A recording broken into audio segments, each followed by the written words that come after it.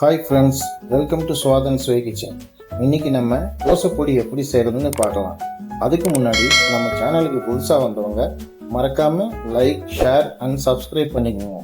தோசைப்பொடி செய்கிறதுக்கு தேவையான பொருட்கள்: கடலைப்பருப்பு 50 கிராம், துவரம்பருப்பு 50 கிராம், உளுத்தம்பருப்பு 50 கிராம், எள்ளு 50 கிராம், வரமிளகா ஒரு 20 கிராம், ஒரு கட்டு கருவேப்பிலை, உப்பும் பெருங்காயமும் தேவைக்கேற்ற மாதிரி போட்டுக்கோங்க.